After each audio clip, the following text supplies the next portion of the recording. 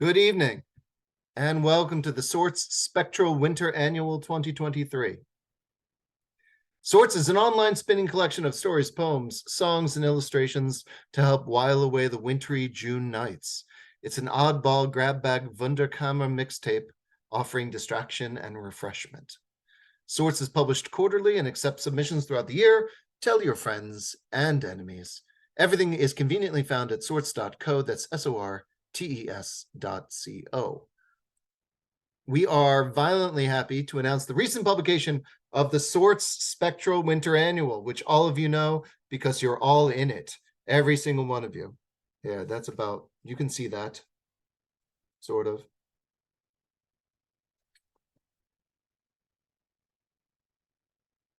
A beautiful physical publication that collects a tremendous selection of specially commissioned ghost stories and poetry, perfect for wintry terror and mild December nights like this. Buy it for yourself, for friends, for gifts at the shop tab at sortes.co. Tonight, we present many, but not all, of our annual's contributing authors. Tonight, an author will read brilliantly, will pause for you to unmute yourselves and shout wild praise. You will again mute yourselves. I will surprise us all with a bit of chilling winter music, and the next author will read until we run out of authors. Now, any questions? Good. I will take frequent pauses for questions from the audience. Introducing our annual. The SORTES Spectral Winter Annual celebrates and reignites a ghostly tradition. In a different time and place, not Halloween, but year's end marked the permeable divide between living and dead. From foundations in myth and oral tradition through 19th century newspapers and magazines, we weathered the season's long night with the help of haunts and specters. SORTES encourages you to read our annual's ghostly stories, if possible, by firelight and aloud to impressionable friends and victims. To start our reading tonight, Nick Perilli is a writer and librarian. His debut novel, Cul-de-sac, from Montag Press, is available now, as is his chapbook, Child Lucia, and other library fabula from Ethel Press. Short work of his is out there, findable through his cheap website, nickperilli.com. He exists on social media as @Niccolo Perilli. A skeleton is all that is holding him together. Everyone, Nick Perilli. Woo! Hello, everybody. Thank you, Jeremy. Yeah, I'm Nick Perilli. I was honored to be a part of this. As I told Jeremy, I gave my copy to a coworker who was just begging me to read my fiction, so I had to just give it to him for free, just overtly begging. It was part of a book swap, actually, so I forced it upon him. But I have my phone. It is a beautiful edition, and I'm happy to be a part of it. I'm going to read my piece in the collection, and then I'll read another piece that's just not a part of it. But this is called Shut Off Notice. Only when the city shut off the heat did the child appear. She had died there during an even more frigid 18th century winter. I saw her first, the kids second. I was beginning to think Eric would never see her. She emerged from the walls nightly for dinner, then for bedtime. She watched our 3 children as they fell asleep, then spent the rest of the dark sitting in our room by the bed. When I couldn't sleep, I spoke with her. She smiled when I was restless, creasing her slate-gray skin around her hollow eyes. "Where in the house did you die?" I asked around the holidays. She watched my breath steam out of me as if it were a curiosity. "In the children's room, of course," she said. "That room has always been for the children. Some of us were born there, many of us died there." She sensed my next question. "I will notify you, Mother, if your children are headed that way," she whispered. "It will be the youngest, if any. She is weaker than the rest." I told her never to call me that. "Were you the youngest?" She couldn't remember. An anguished look twisted her face. I dozed until she spoke. Probably by that point. I had younger siblings once, but they must have gone before me. On cloudy days, the kids and I perceived her moving around the house in the daylight, but only just so. My younger two tried to play with her, tried to grab at the tatters of her dirty dress. She drifted through their hands, her head hung low, back and forth through each room. When we still had a TV, she stood tall in the glow of movie nights. The light, the novelty, the image spreading through her provided a comfort to her. I yearned to experience that. Even she was disappointed when those ended. The night of winter's last snow squall, Eric was on the phone with the gas company. Apparently, he said, oozing his bundled body into the kitchen chair, we make just enough now that we don't qualify for assistance anymore. He tossed the phone, letting it clatter across the wood floor. It, too, would soon be as useless as our boiler. The apparition sat across from him, as she often did during this hour. I sat cross-legged on the floor with our youngest, brushing the knots out of her hair. How are we here? Eric said, the breath of it heavy and surrounding. How can they even do this? Shall we set the home ablaze? The spirit asked. Eric looked at her briefly for the very first time, then spoke as if to an old friend. That wouldn't help, Phantom. I struggled with a particularly matted tangle in my youngest's hair. The spirit looked over at my child. The warmth would be nice, until it consumed you. She confessed she was always a tinge jealous of the people who died in winter fires. At least they were warm. At least there was an embrace when an embrace could still be felt. Eric perked up. He shed his blankets and descended quickly into the basement, clattering around until he returned with an old wood stove from the back corner of the wet den. We saw it when we moved in, but I had forgotten about it. The spirit child nodded, recognized it from her living days. That will begin the blaze very nicely. No, Eric said, pulling the spirit's chair out from under her. She stayed seated in the air. We'll overcome our situation with this. He stomped on the kitchen chair, crushing it into fuel for the stove. It was loud. He cursed the names of the utilities that abandoned us. He grew manic, but in time, with a lighter and a jug of unlabeled liquid also from the basement, there was fire in that stove. Eric pulled himself close to the flame, the glow of it bright against his chapped skin. Didn't it burn being so close? I pushed my youngest towards her father, who called loudly for the rest of the children. I looked for the spirit and found her in the darkest and coldest corner. I moved towards her. She whispered, as if by my bed at night, I prefer the cold, Mother, well and truly, but you go ahead. The stove didn't work well. The fumes were harsh, suffocating even, but tolerable for a time. The frost on the windows began to sweat. I huddled with the spirit, a chill growing in my lungs as we watched Eric seated amongst all the dancing, distant shadows of the children. And that's that piece. Thank you. Woo! Thank you, Jeremy. Nick. Thank you for the woo. Thank you. I have another small piece if there's time. Yes, there is time. Okay, wonderful. This is a piece less ghostly, less spectral, but this is a piece I'm shopping around. It's just called Monitor. And it goes a little bit something like this. Paul and Rose took their time to answer the door for Jacob, who held a gift bag containing a rattle, another card, and a burp rag for his best friend's new daughter. Paul and Rose, looking tired and holding each other up by their arms, smiled as much as they could muster. I'm so sorry, Jacob, Paul said in a hushed voice. Hannah is sleeping right now. He guided Jacob into their darkened home, towards the video baby monitor on the coffee table. But we can just watch, baby TV again. He chuckled. Jacob dropped his gifts to the carpeted floor. He chewed on the inside of his cheek until it bled. I really wanted to see her this time, Paul. Every time. We know, Jake, Paul said. But when the baby naps, we must let her nap. Let's watch her on the monitor together, eh? Talk about old times. His eyes were heavy with dark bags. Rose nodded. She wiggles when she dreams, she said. Jacob shoved Paul into the living room. He bolted upstairs, then towards the nursery door, the colorful adhesive rainbow letters spelling Hannah at the end of the hall guiding his way. The couple gave chase. Rose stopped him before he made it to the knob, instinct gripping Jacob's squirming wrist. "Jake," she said in a raised whisper, digging into him, "what are you doing?" The monitor's screen switched from day to night vision, even though it was early afternoon and a bright sun shone on Hannah's nursery windows. Paul brought the monitor upstairs with him. This close to the nursery, Jacob heard the ethereal shushing of a digital woman playing over an iPad.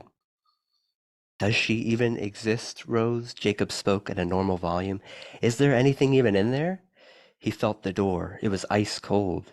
The couple didn't post images on their socials. None of the mutuals who had come to meet her would say anything about Hannah to Jacob other than, "She's adorable." "People change, Jacob," Rose said. "We're changing, drifting apart. It's natural, necessary." "No," Jacob said, leaning against the wall. "Not us three." He sniveled. Paul brought the monitor close to Jacob's face. Hannah wiggled in her crib. She did it again in the exact same way according to Jacob's eyes, and again. He knocked the monitor away, then kissed Paul on the lips with half the passion he had left. He reached for Rose next. They both tasted of milk and blood. He crushed the monitor under his foot, stomping 3 times to get the job done, louder and much harder than needed. The 3 of them, in a dwindling embrace, awaited the wails of an infant. And that's that piece.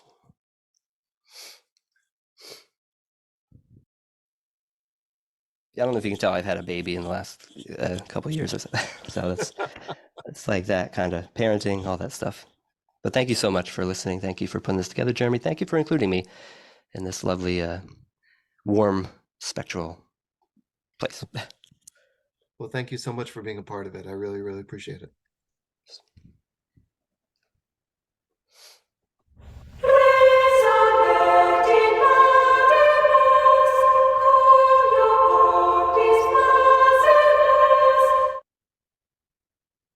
Max D. Stanton is a bookish, morbid Dungeons and Dragons nerd who lives in Philadelphia with his common law wife, their cats, and their hound.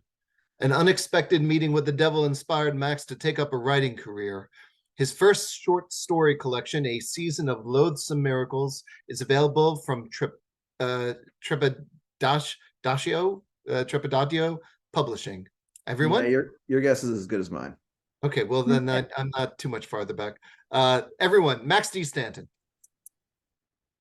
Hey everybody, thanks for having me here, Jeremy. Great to be out with all you lovely folks. This is my story, The 13th Day of Christmas. This is about the sort of end of the year after Christmas, that weird sort of liminal period where the old year is pretty much over and the new year hasn't started up yet, and everything's kind of eerie, and time and space are all just seem kind of muddled up and strange. This one's probably not appropriate for the youngsters, so if you have any small children listening, I would scurry them away for now. On the first day of Christmas, all was right with the Hogan family. The gifts had gone over well, the turkey had been delicious, and most important of all, they'd been able to come together without the strife and friction that sometimes marred the holidays. Vince Hogan looked over the living room, where he saw his son Jimmy playing with new toys, his wife Janet sitting by the window, and his mother-in-law zonked out peacefully on the couch in front of one of her church shows. Vince took a deep sip of sweet, creamy cocoa and basked in the warmth of the moment before walking over to join Janet at the window. Vince put his arm around Janet's shoulder, feeling the scratchy coziness of her sweater, and kissed her on the cheek. "Happy Christmas, babe," he said. Happy Christmas," she replied. "Everything okay? You sound distracted." "Oh, no, it's nothing. I just noticed something odd." She pointed out the window to the rundown house directly across the street from them. "Look, Mr. Enoch's putting up his Christmas lights." Sure enough, despite the late hour, the old man was on his mossy, ill-repaired roof, stringing lines of white bulbs into weird configurations of multi-pointed stars. Vince, who had put up his own elaborate holiday display weeks ago, enjoyed a sense of smug superiority watching the codger at work. I guess better late than never, he chuckled. I hope he doesn't slip off and hurt himself, Janet said. Oh, yes, that would be a catastrophe, Vince said mildly. Over the years, he had had a few unpleasant confrontations with Enoch over the old man's refusal to mow his feral lawn or paint his peeling siding or do any of the maintenance so important to keeping up a neighborhood's values, and the thought that he might now get to watch the unpleasant coot fall off a roof thrilled Vince with an unchristmassy but enjoyable sense of anticipation. On the second day of Christmas, the Hogans awoke to find the Enoch house festooned with an elaborate display of lights quite unlike any other on the block. Indeed, quite unlike any other they had ever seen before.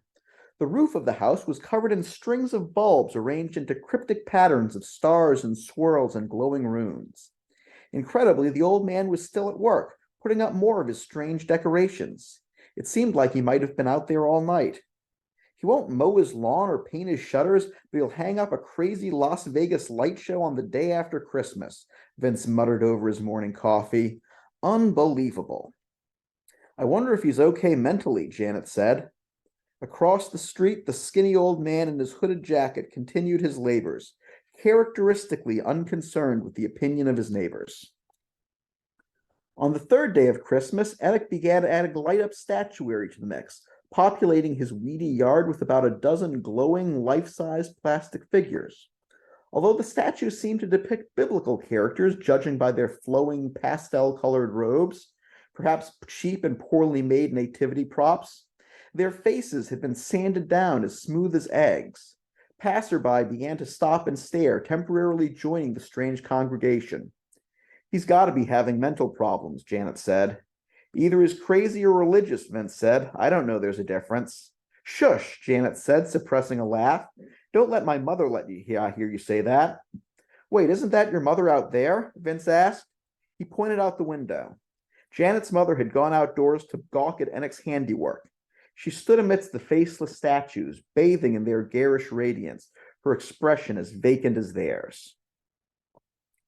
On the fourth day of Christmas, Enoch installed a projector that flashed a psychedelic light show onto the front of his house.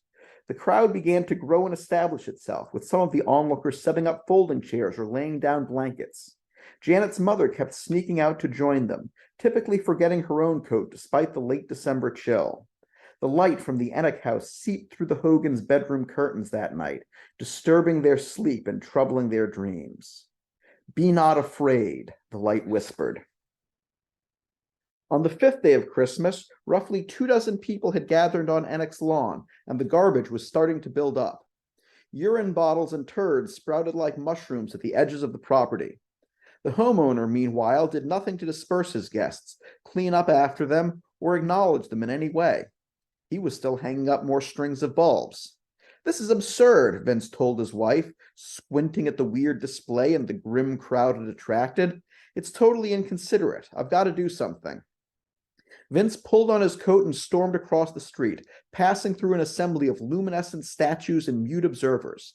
There was no chatter amongst the onlookers, no sense of neighborhood camaraderie, just an awed and joyless silence that Vince found extraordinarily uncomfortable. When he got to the front and took in the full force of the light show, its searing intensity and mind-boggling strangeness made him wince. Enoch was in the driveway pouring gasoline into a heavy-duty portable generator of a sort totally incompatible with the local zoning codes. He had donned a pair of heavy welding goggles. Vince wondered when the old man had last slept. He seemed to have been working continually ever since Christmas Day. Hey there, Vince said. Heck of a display you've got here. I was just wondering if you could turn it down a bit. I like a good set of Christmas lights as much as the next guy, but this is starting to disrupt the neighborhood and keep my kid up at night. Heck, it's starting to keep me up at night, and my bedroom's all the way at the back of the house. I am writing the names of the angels in brilliance, Enoch muttered in a dry and husky voice. I am lighting the flames of creation anew. So fuck off. Vince decided to go home and call the police. A cruiser arrived in short order. Vince and Janet watched from their window as two young policemen approached Enoch. They talked with him for a moment in his driveway and then escorted him into his house. Enoch emerged a short time later and resumed his work as if nothing had happened. The policeman never appeared. Their abandoned cruiser remained parked outside, its flashing blue and red lights swallowed up by the surrounding visual din. On the 6th day of Christmas, none of the Hogans had slept soundly for quite some time, and life took on the dreamy, half-real quality of a serious fever. Vince wanted to leave the neighborhood but could not convince his family to join him. Janet's mother had taken up full-time residence at the Enoch house, silently watching the light show with red, weeping eyes, and this meant that Janet was trapped in place bringing over food and drink. Jimmy, meanwhile, thoroughly covered all the windows in his room with leftover wrapping paper and cardboard. Once he had sealed off the room, he refused to leave it. "I can't let the light touch me," he insisted through the closed door. "If the light touches me, then it will see me." The boy would not or could not elaborate on what it was. Vince tried to take a drive to clear his head, but got lost and found himself unable to exit their suburban cul-de-sac. Every turn took him back where he had come from. On New Year's Eve, the 7th day of Christmas, Enoch installed a customized bank of spotlights in front of his house. As soon as the sun went down, he treated the neighborhood to the most spectacular fireworks show in memory, a display no less dazzling for its eerie total silence. At precisely midnight, Enoch pulled some master circuit and turned off his entire display at once. Darkness fell in an instant, as if the world had just dropped into ice water after a long bath in boiling heat. And then another spotlight, even more brilliant than any in Enoch's arsenals, shone down on the house from above. On New Year's Day, the 9th day of Christmas, Enoch turned his display back on, and the distinction between light and darkness, the work of the first day of creation, was nearly undone. A haze of light pollution settled over the neighborhood, causing dust motes to sparkle like fairy lights and turning the sky a sickly, unnameable color. All settled lines and boundaries were cast into doubt. Vince wasn't sure what year it was. A few of the congregants on Enoch's yard had collapsed in the night. The survivors had shoved the bodies off to the side, near the ever-growing deposit of turds. On the 9th day of Christmas, Barbara asked Vince if he would bring a cup of water to her mother. "I can't go over there anymore," she groaned from the couch, languishing in a state of exhausted delirium. Vince put on sunglasses before going outside, but even still he had to squint to look at the Enoch house. A tang of body odor and gasoline fumes hung over the crowd, although it was cold enough that the pile of corpses had not started to smell. Vince's mother-in-law sat stiff back in the lawn chair they'd brought her, gripping the arms so tightly that her knuckles were white. Her eyes were bloody and sightless, as they had been for days. She muttered something in a language no human being would recognize. A miracle had occurred, although she did not appear to realize it. The crucifix she wore around her neck had undergone a startling metamorphosis. The figure of the suffering Christ had been replaced with a cocoon. On the 10th day of Christmas, a panic seized Vince. He threw together a bag of clothes and knocked on little Jimmy's door. "Jimmy, it's time for us to go." But he heard no response. Vince couldn't remember the last time he'd seen the boy. Vince kicked in the door, which gave with the holiday sound of tearing wrapping paper. He barged into the last vestige of darkness, blinking in surprise at the gloom even as it evaporated before him. "No, Dad, no!" shrieked a thin, weary voice. "It sees me now! It sees—" The shrieks abruptly fell silent. Vince tore the room apart but saw no sign of his boy, apart from a corner that had been used as a toilet and a child-sized shadow seared into the wallpaper. On the 11th day of Christmas, Janet's mother died. The Enoch house had transformed into a scintillating pillar of gem-tinted flames that seared the eye and the soul alike. The congregants gathered around this cold bonfire were dropping like flies. The survivors didn't even bother to drag the corpses away anymore. They lay where they fell amidst the glowing saints, which were now bleached white as ghosts. Vince's mother-in-law sat slumped in her lawn chair, her blood-caked eyes burnt to cinders and her lower jaw hanging askew. A brilliantly colored butterfly was pinned to the crucifix around her neck. On the 12th day of Christmas, Vince heard a sharp report. He found Janet dead in the bedroom, blood all over the walls and carpet. Her fingers clutched a silver .22 automatic pistol Vince hadn't known she'd owned. Vince felt nothing. He was well past grief or fear or surprise. In a daze, he picked up the blood-spattered handgun and went outside. Old Man Naked stood naked and alone before the towering, dissolving inferno he had ignited, his arms raised in supplication or perhaps conjuration, a human-shaped shadow marring the cosmic light. Vince raised his gun and fired. The old man's head burst open.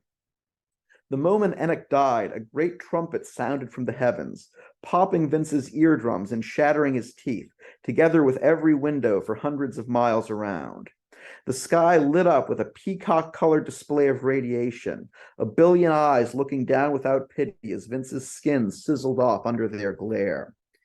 Be not afraid, a celestial voice declared, the anti-harmonic resonations of its words disintegrating Vince Hogan into atoms and unfolding the atoms into vaporous clouds of indeterminate possibility. On the 13th day of Christmas, time and space unraveled into formless chaos. It was the end of days, the end of numbers, the end of all Christmases past, present, and future, the end of all order and distinction. It was the beginning of something new. Be not afraid. Yeah. Thank y'all very much. That's the 13th day of Christmas for y'all. It is irresponsible of me to have not asked you to read last, Max. Especially, well, that story especially.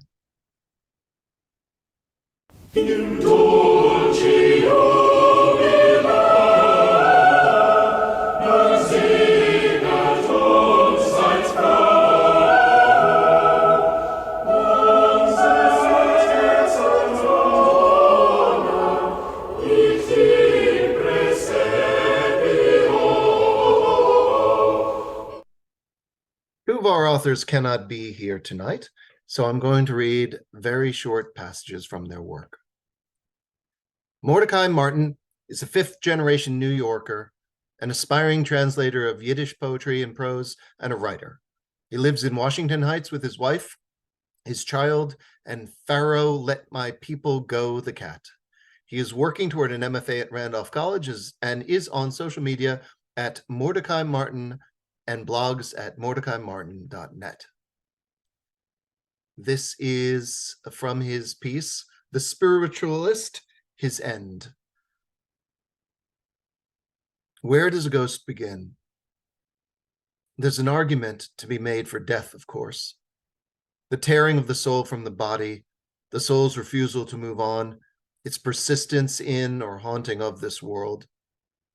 But what of the people who see a ghost, who tell a ghost's story? Aren't they part of the ghost? Aren't they what differentiates a ghost from all the other dead? What becomes of them when all the ghosts are gone? Where does a ghost end? In his Confessions of a Fraudulent Spirit Medium, published sequentially by the New York Herald in the summer of 1889, Phineas Everett said that the visions he and his brothers experienced had begun shortly after their father had returned to Albany from Hanover, New York. Paying a visit of consolation to their father's eldest sister on the death of her husband, the youngest Everett, Emmanuel, had held her withered hand in his, and with all the solemnity of his 10 years, he said, "Uncle John is in heaven and wants you to know that he loves you and looks forward to the day, sad for us on earth, but joyous above, when you will join him." Their aunt had burst into tears and pressed a penny into Emmanuel's hand. Everything in that house seemed black with mourning, Phineas wrote, even the candlelight. But the penny glinted, and I saw its glint catch in the eye of my elder brother. So the seed was planted in Elisha's head that would grow into a life of defrauding, bereaved, desolate people who most deserved and needed our support.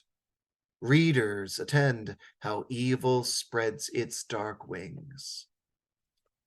In The Everlasting Life of the Spirit, published 1857, Elisha Everett says that the gift presented itself to him and his brothers at different times and in different ways. A ghostly vision that Emmanuel curiously didn't fear, a fainting spell overtaking Phineas, in which he spoke of a strange language they later determined must have been the language of a Red Indian, buried on the spot, the whispering that haunted Elisha every night. Only working together, following the teachings of the Fox sisters and the writing of Swedenborg and Mesmer, had the brothers made the extensive contact with the great beyond that characterized their work, their life's mission. Emmanuel Everett was 8 years old when he and his brothers learned that the world was so thin. It was Elisha who discovered it. Elisha, who at 12 was so much wiser than Emmanuel or 10-year-old Phineas. They were playing at the edge of their father's property, where it bordered on the Hanover Episcopalian Cemetery. They were not Episcopalian, not anymore. Not since father had argued with Father Samuels and begun the Congregationalist Church with Mr. Lidson and Mr. Topham. They had rambled about, picking up sticks and swishing them at each other in a show of swordplay, wrestled briefly over an accusation of cheating, broken up at the first sign of Emmanuel's tears, and cheered Emmanuel with promises of helping him hide his grass-stained trousers from Mrs. Lynch, their brutal governess. They rested now, each absorbed in his own thoughts, munching on the apples and cheese they had brought with them, staring out at the crooked and ragged edge of the graveyard that threatened to grow over the tines of the fence. It was a warm day, and little Emmanuel, feeling tired out from crying and fighting, was beginning to nod off. "I wonder," Elisha said, "I wonder what is over that fence." That is Mordecai Martin, and you can read the rest of it in our Sorts Annual. Next up tonight, Gene Zurbach is a writer and climate activist living in South Dakota. We are lucky tonight, despite the time zone difference, to welcome Gene Zurbach.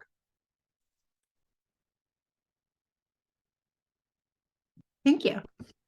Thanks for having me. So I'm going to read from the middle of my story, a short selection, and after this, our exile. So to set the scene, Eddie has built his new beach house, the biggest and most beautiful house on the New Jersey shore, on the foundations of his childhood church and rectory, which was home to the recently deceased pious Father Francisco.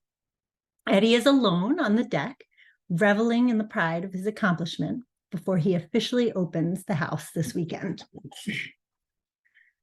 Now, 18 months and many eye-watering invoices later, he was 3 days away from christening his own beach house paradise.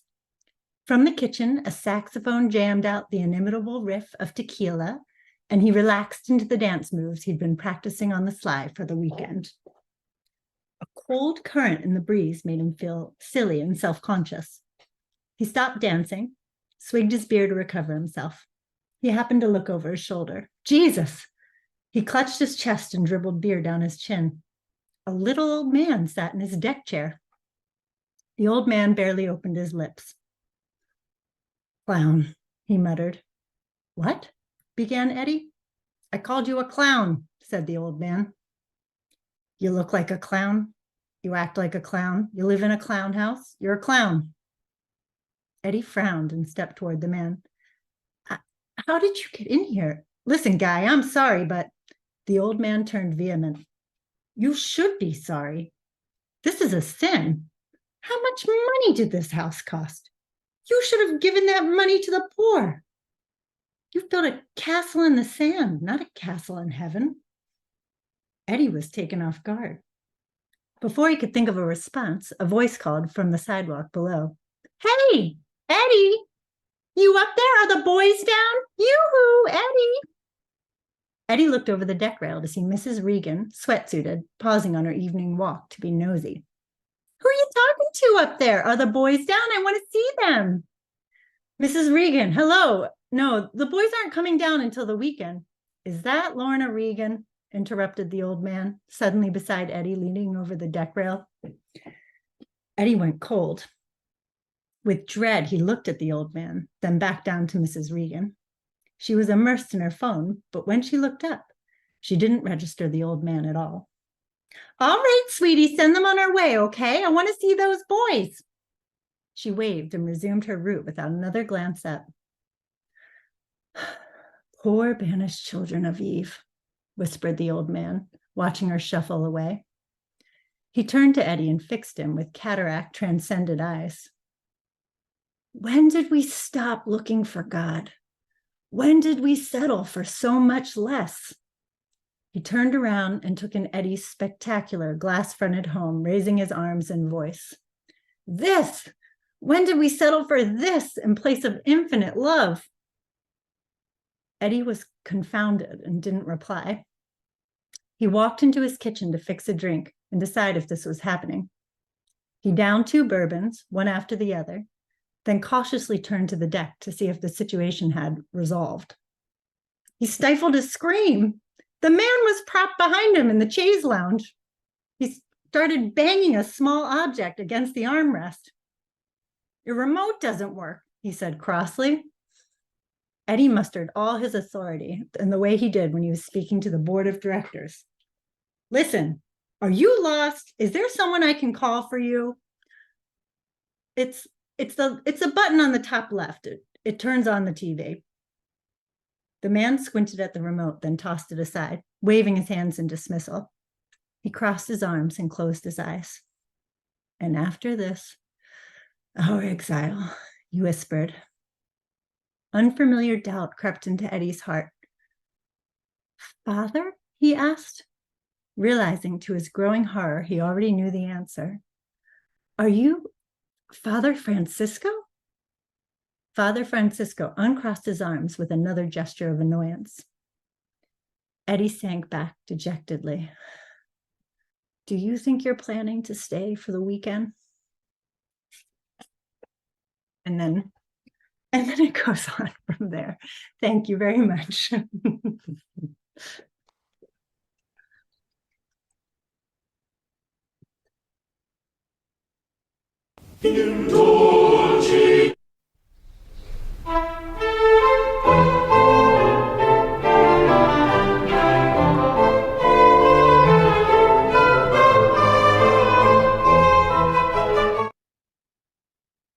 Another author who cannot be with us tonight is Daniel DiFranco, writer, musician, teacher from Philadelphia.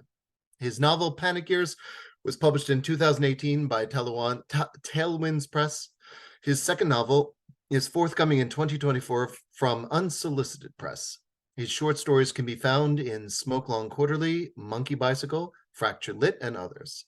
Full lists of publications and miscellany can be found at danieldifranco.com and at Daniel DiFranco. Again, I'm so sorry. I'm going to read to you a very short piece. Her son was on a plane that went missing. When the first package came in the mail, addressed to him, her heart stopped for a beat. A truck was pulling away when she bent over to lift the small box off the ground. She set it on the coffee table and sat down.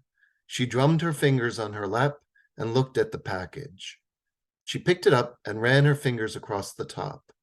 A year had passed, and it was Christmas time again. The wound was still fresh, but like a chronic pain one learns to live with, so the mother felt the absence of her son. She never said dead, like she did when she talked about her husband.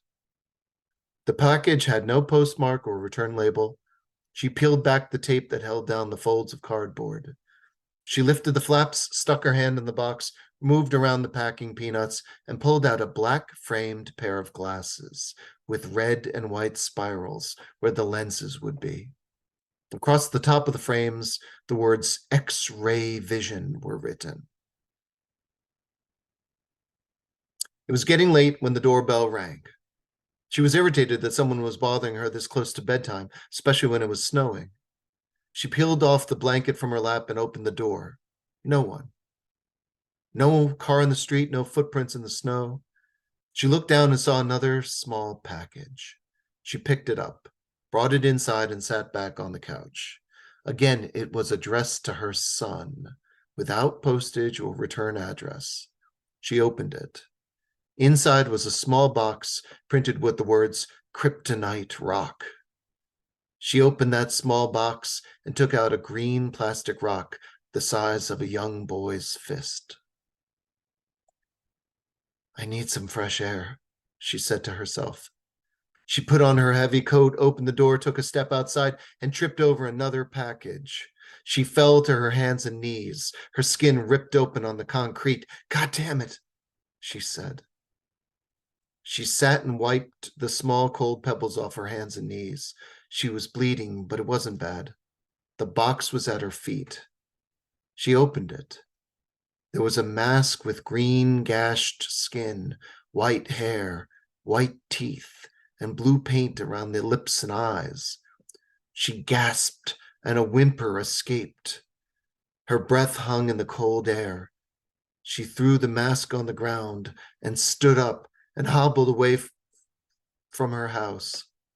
She walked and thought about what to do next. Call the police? No. Throw the items out? That wouldn't change that they came in the first place. Her mind wandered. Who was sending these?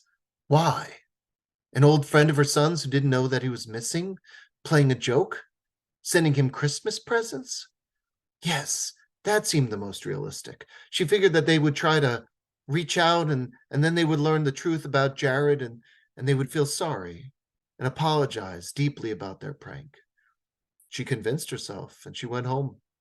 She picked up the mask and went inside. She took the glasses and rock and moved them upstairs to Jared's old room. She went downstairs, watched TV, and fell asleep on the couch. At 4 a.m, she woke. Sitting on the table was another package, this one wrapped in colorful paper. That's Daniel DiFranco.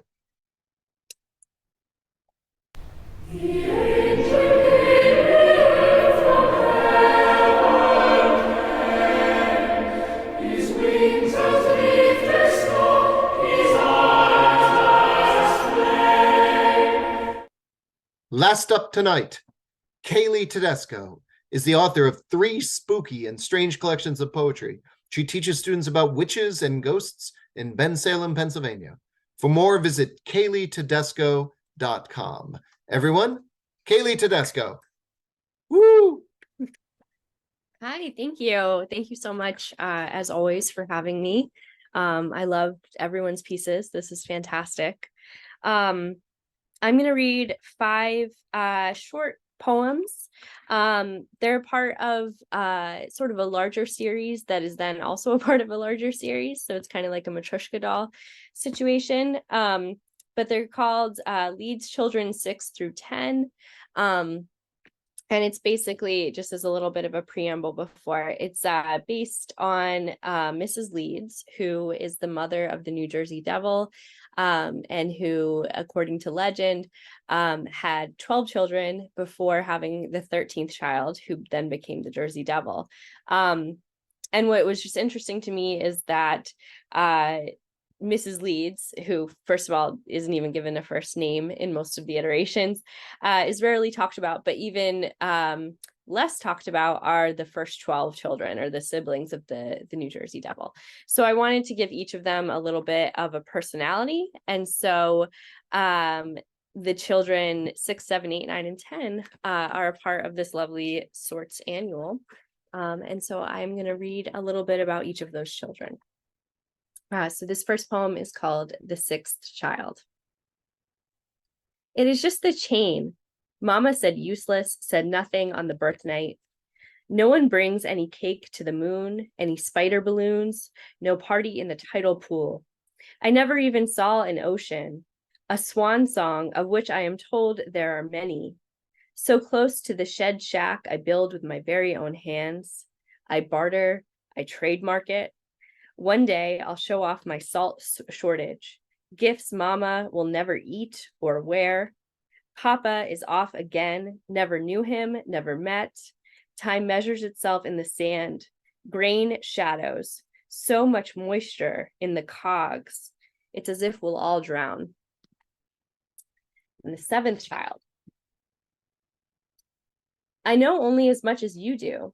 Shaved, now sold, hair to the birds for the nesting. I encourage lighting, large windows above the trees, floating boatwards. I jump in. One window takes me to birth. Mama, creek spread. One reeks of undulation. One shows me witch hunts. Ben Franklin. Bad men, bad lands is where we're from. I comb the ghost hairs from my head, luxuriate careless, make rare beads out of tearing. The smell of trees makes me sicker, and then more bare. The eighth child. Only wear what is needed to demonstrate a belief in ghosts. Living in these woods, I saw what witches can do to the bark of trees, to beehives, to futuristic hair dyes. I see two-tone leaves, ghosts moaning. I want to retreat into Mama's deviled eggs, womb soft. I beg, I plead, I wear out my knees, the caps wrapped around me like mink scarves. I disagree with slaughter, with blood. On the screen, no more gore. The soil is full enough. And the ninth child. Do not ask for my original mask. Mama has taken it for supper. Skin lip loose and herbal. I'm girdled in purples, not born on Monday, not full of any face.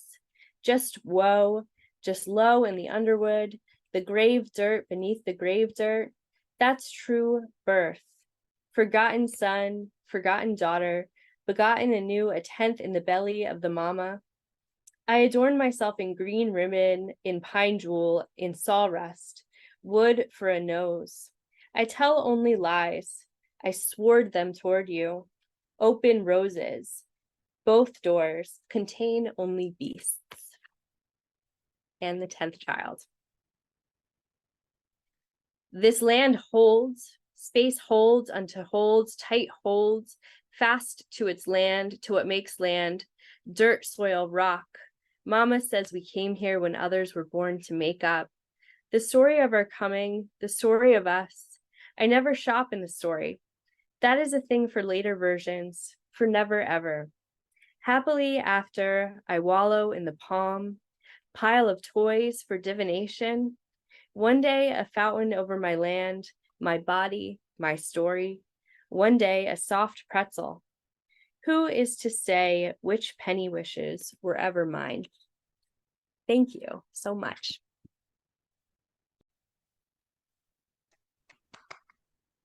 Thank you so much, Kailey. That's fantastic. And that concludes our Spectral Winter Annual. I'm going to play a little song, and then that'll be that.